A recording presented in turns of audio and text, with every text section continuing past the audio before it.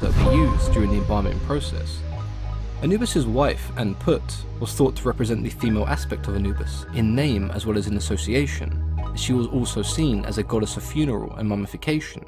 Together they had one child, known as Kebeshet, the goddess of purification and cool in water. She was often described as the serpent that purified the pharaoh. Many also associated her with the embalming liquid during the mummification process. It was even believed that while the spirits of the dead waited during the mummification process, Kebeshet provided them with water to help purify their souls. Most of the individuals involved in the embalming and mummification process would worship Anubis by wearing masks that resembled the god during the embalming ritual. It's believed that Anubis possessed a vast anatomical knowledge because of the skills he displayed when embalming bodies. The priests of Anubis were regarded as very skilled healers with a vast knowledge of herbal remedies.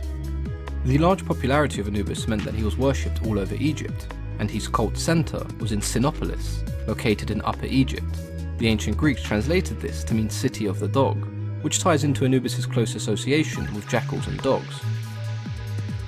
The ancient Greeks drew some interesting parallels between Anubis and the god Hermes.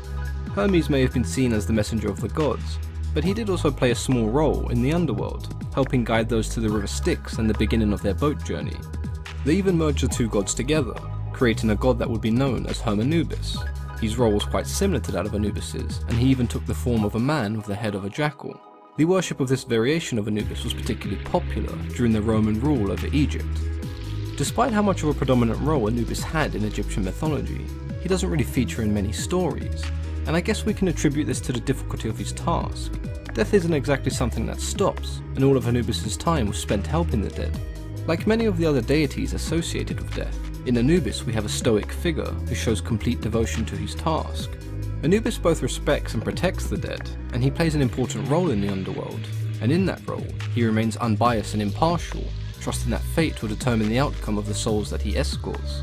The recent depiction of Anubis in the TV show American Gods is one that I feel captures this quite well.